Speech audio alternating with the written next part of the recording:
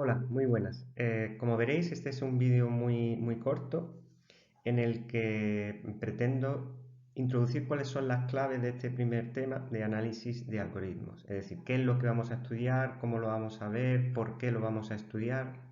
Y de hecho vamos a utilizar una sola transparencia con la que espero explicar todos los conceptos prácticos que se ven expuestos en este tema y cómo nosotros lo vamos a aplicar, a los algoritmos. Para ello vamos a coger como ejemplo un problema. Supongamos que nos piden que tenemos que implementar un algoritmo que produzca el valor un valor n de la sucesión de Fibonacci y entonces yo me doy cuenta de que hay dos algoritmos posibles que resuelven exactamente el mismo problema, es decir, que devuelven el enésimo valor de la sucesión de Fibonacci. Como veis, estos algoritmos pues, son bastante distintos. El algoritmo que veis a la izquierda es un algoritmo recursivo, muy legible, es decir, muy fácil de entender, que además tiene la ventaja de venir definido exactamente como se define matemáticamente la sucesión de Fibonacci. El siguiente algoritmo, el algoritmo que está a la derecha, es un poquitín menos intuitivo, aunque tampoco es difícil, también un algoritmo muy sencillo que de sobra podemos entender, que está implementado de una manera distinta que, como veis, no utiliza la recursividad. Pues bien, lo que ocurre es que en la algoritmia, es decir, en las ciencias de la computación, en muchas ocasiones, para un solo problema, pues tenemos la posibilidad de utilizar distintos algoritmos. Claro, siempre tenemos la posibilidad de implementar ambos algoritmos con nuestro lenguaje preferido, probarlos, ir haciendo pruebas para un distinto n y ver cuál se comporta de manera más eficiente. Pero claro, esto conllevaría que tendríamos que perder el tiempo de implementación, tener en cuenta que en la implementación, todos lo sabemos, cometemos errores que tendríamos que solucionar. Y esto nos llevaría un tiempo en el que además podríamos encontrarnos con que probemos un valor y resulte que alguno de los algoritmos no responda adecuadamente. Y todas estas cosas para las que nosotros dedicamos un tiempo determinado, podemos hacerlas a priori. Es decir, podemos hacer un estudio teórico, que es lo que vamos a aprender en este primer tema, para ver cuáles de los dos algoritmos que resuelven el mismo problema sería mejor, sería más eficiente. Por supuesto, tengo que hacer la distinción, que también lo detallaremos más adelante, que el tiempo, como sabéis, es uno de los recursos que utiliza un algoritmo. Un algoritmo también va a utilizar memoria, por lo tanto también tendríamos que estar pendientes de cuál de los algoritmos que resuelven el mismo problema requiere más o menos memoria. Pero es que además, dependiendo del algoritmo, también lo sabéis, puede ser que utilice otros recursos. Y estos recursos pues también pueden utilizarse eh, digamos, más en un algoritmo que en otro, recursos como pueden ser entrada-salida, etcétera, que esto depende un poco de la funcionalidad de cada algoritmo. De todas maneras, si nosotros, es cierto que en este tema vamos a prestar una especial atención al tiempo de ejecución, porque suele ser el criterio que más se utiliza para seleccionar un algoritmo u otro. Porque de hecho, el tiempo no lo podemos reutilizar. Es decir, una vez que un algoritmo precisa de un tiempo determinado para su ejecución, ese tiempo lo hemos perdido. Por lo tanto, es un recurso muy valioso. No ocurre como con la memoria. La memoria podemos utilizarla en el algoritmo, pero podemos reutilizarla dentro del propio algoritmo. Es decir, cuando una variable ya sabéis que deja de tener utilidad, pues el propio lenguaje, dependiendo un poco del lenguaje que estemos utilizando, si estamos hablando de un objeto, pues el propio lenguaje tiene una recolección de basura que me permite reutilizar la memoria. Todo esto para explicar en realidad algo que parece bastante claro e intuitivo, y es que el tiempo de ejecución va a ser uno de los factores más importantes a la hora de elegir un algoritmo. También tenemos que tener en cuenta que hay otros factores que pueden ser, dependiendo de la situación, igualmente importantes. Por ejemplo, si yo sé que voy a probar valores para la sucesión de Fibonacci muy pequeños, es probable que el algoritmo de la izquierda me guste más. ¿Por qué? Porque es un algoritmo muy fácil de implementar, muy difícil que yo cometa un error a la hora de implementarlo y por lo tanto además mucho más fácil de mantener y mucho más robusto. Pero claro, ¿cómo comparamos nosotros en un estudio a priori, sin ejecutarlos, cuál es el que va a ser más rápido de los dos?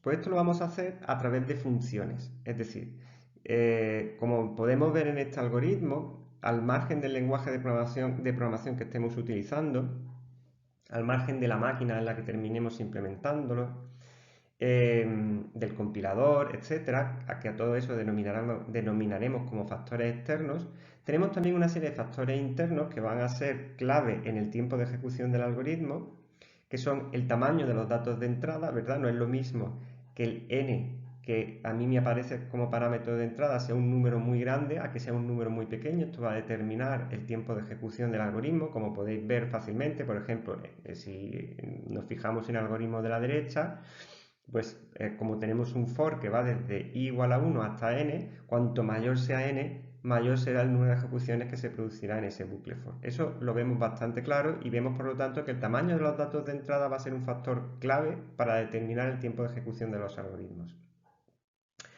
También lo va a ser la naturaleza de los datos de entrada. En este algoritmo, por ejemplo, en este problema que tenemos, no importa si n es par o impar, o está por encima, o es primo, o cualquier otra característica del dato de entrada, porque en este problema no influye, pero en otros problemas sí que podría influir y sí que podría determinar cuál es el tiempo de ejecución del algoritmo. A todo esto hay que añadir que, como hemos dicho, que el tamaño de los datos de entrada es un factor clave en el algoritmo y es un factor interno, pues vamos a utilizar siempre una notación asintótica a la hora de hablar del tiempo de ejecución del algoritmo. De hecho, en lugar de hablar de tiempo de ejecución del algoritmo, vamos a hablar de la complejidad del algoritmo. ¿Por qué? Porque vamos a hacer un estudio a priori. Entonces, nosotros no vamos a hablar de segundos ni de milisegundos, sino que vamos a hablar de operaciones elementales. Todo esto de lo que estoy hablando, pues lo detallaremos más adelante. Estas operaciones elementales en realidad son una unidad abstracta, que es una unidad de tiempo, pero una unidad abstracta que no está acotada, o que está acotada por una constante determinada, pero que ahora mismo es indefinida, no nos importa, pero lo que sabemos es que un algoritmo que tarda 10 operaciones elementales, pues es más lento que uno que tarda 5. Pero como además resulta que no podemos utilizar números constantes porque la ejecución de los algoritmos siempre van a depender del tamaño de los datos de entrada, por lo general, entonces ya veremos que hay distintos casos a la hora de estudiar el algoritmo, pero por lo general siempre va a depender del tamaño de los datos de entrada. Pues tendremos que decir o tendremos que estudiar esa complejidad del algoritmo. Recordad, cuando hablamos de complejidad del algoritmo estamos hablando del tiempo de ejecución desde un punto de vista teórico en función de una variable n, que va a representar el tamaño de los datos de entrada. Por lo tanto, al final lo que compararemos será funciones que son las que representan cuál es el tiempo de ejecución, o como sinónimo, cuál es la complejidad de ese algoritmo con respecto a un tamaño de los datos de entrada. Así, por ejemplo,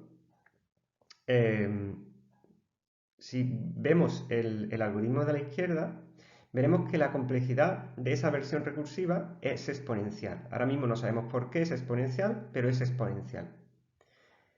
Mientras que la complejidad de la versión no recursiva es lineal. De hecho, antes de llegar a la conclusión de que la complejidad del algoritmo de la izquierda es exponencial, tenemos una función que representa muy bien cuál es el tiempo de ejecución de ese algoritmo, que es TDN, es decir, el tiempo de ejecución de ese algoritmo cuando tenemos un tamaño de los datos de entrada de n es 8 más t de n-1 más t de n-2. ¿Por qué? Pues porque si t de n representa la ejecución del algoritmo recursivo Fibonacci con un tamaño de los datos de entrada y nosotros vemos la implementación del algoritmo, enseguida nos damos cuenta que hay una llamada recursiva con tamaño n-1, por lo tanto será t de n-1, y hay una llamada recursiva con tamaño n-2, por lo tanto será t de n-2. Esto, por supuesto, es cuando n es mayor estricto que 0.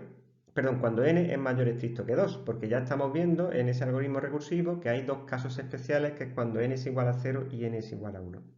Pero ¿qué es lo que ocurre? Que, como hemos dicho anteriormente, nosotros vamos a estudiar siempre los algoritmos desde un punto de vista teórico con una notación asintótica, es decir, cuando n tiende a infinito.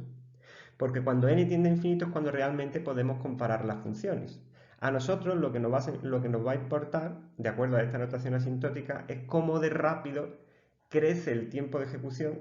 Si nosotros representáramos las dos gráficas de los dos algoritmos. Por cierto, el de la derecha no he dicho nada, pero es un algoritmo, como ya hemos dicho, lineal, pues tiene una función TDN que, si la resolvemos, es 7n-2. Ahora vemos cómo hemos llegado a eso. Y por lo tanto, pues podemos pintar esa gráfica, ya sabemos cómo es una gráfica lineal. Y la de la izquierda, el algoritmo recursivo, aunque todavía no sabemos exactamente cuánto es, sí que nos han dicho, esto es lo que nosotros vamos a aprender, que resolviendo esta ecuación que dice tdn igual a 8 más tdn menos 1 más tdn menos 2, lo que obtenemos es una función en n, por supuesto, exponencial, es decir, que va a tener exponente n. 2 elevado a n, 3 elevado a n, no lo sabemos. Y nosotros sabemos, porque ya hemos estudiado muchas matemáticas, que una función exponencial crece de manera muchísimo más rápida que una función lineal, lo cual nos viene a decir que el algoritmo de la izquierda recursivo va a ser bastante más lento que el algoritmo de la derecha lineal. Entonces, ¿qué vamos a aprender en este tema? Pues vamos a aprender, por ejemplo, entre otras cosas, a resolver ecuaciones de recurrencia, porque hemos visto que un algoritmo recursivo, cuando queremos ver cómo crece de rápido y nosotros representamos su tiempo de ejecución como TDN, tiempo de ejecución para un tamaño de datos de entrada n, que se define en función de nuevo de t, porque hace llamadas recursivas, pero para tamaños más pequeños, en este caso n-1 y n-2, vamos a aprender a resolver esa ecuación para llegar a la conclusión de cuánto es, para que podamos compararlo con el algoritmo de la derecha, que el algoritmo de la derecha sí que es directo, no tenemos que resolver ninguna ecuación de recurrencia y sabemos que es 7n-2.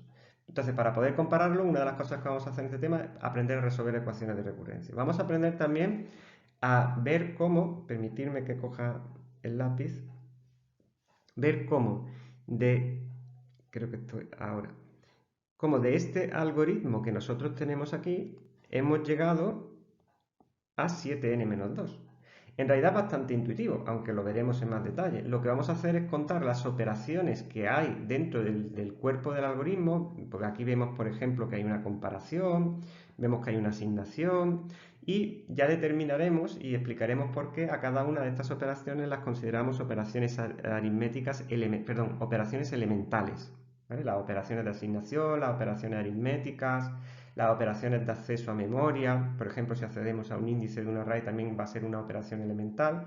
¿Y qué es lo que hemos ido haciendo? Pues hemos ido sumando simplemente. Cuando entra, siempre teniendo en mente que n tiende a infinito, es decir, que se va a llamar a este algoritmo con un tamaño de los datos muy grande, que es donde realmente nosotros queremos ver cómo se comportan todos los algoritmos, pues entonces la primera comparación se hará siempre, pero no entrará, porque siempre vamos a suponer que n tiende a infinito, con lo cual luego ejecutará esa primera asignación que ya está marcada, luego ejecutará esta segunda asignación, luego veremos que el bucle for es fácil de ver que se ejecuta n-1 veces, e igualmente vamos contando esta asignación, esta asignación, esta asignación, la suma, etc. Y vamos sumando y al final nos damos cuenta que son 5 operaciones que siempre realiza, más n-1 iteraciones del bucle for. Dentro del bucle for se realizan 7 operaciones elementales, con lo cual cuando reducimos tenemos que este algoritmo tarda 7n-2, con n mayor estricto que 1. Es decir, que yo ya sé, antes de implementarlo, cuánto va a tardar. Por ejemplo, si tengo una entrada de 5 para ese algoritmo iterativo de la derecha, pues yo sé que va a tardar 7 por 5 menos 2, 33 operaciones elementales. Recordar que la operación elemental es una medida de tiempo, por lo tanto, cuando yo sepa cuánto tarda el algoritmo de la izquierda, imaginar que fuera tdn igual a 2 elevado a n más 7, ¿vale? Porque sabemos que en exponencial, esto me lo estoy inventando, pero concuerda con que es esta ecuación recursiva, suponer que ya la hemos resuelto y nos da 2 elevado a n más 7. Entonces yo ya podré comparar porque hemos dicho que para un tamaño 5 el de la derecha tardaba 33 y este pues tarda 2 elevado a 5 más 7, tarda 39. Ya sé que para 5 es más lento, pero es que si probamos para 10, pues veremos que el algoritmo recursivo va a tardar más de 1000 operaciones elementales, mientras que el algoritmo de la derecha pues sigue teniendo un número bastante pequeño. ¿Por qué? Pues porque sería 7 por 10 menos 2, ni siquiera llegaría a 70. Con lo cual rápidamente nos damos cuenta que cuando n va creciendo, el algoritmo de la derecha es mucho más eficiente.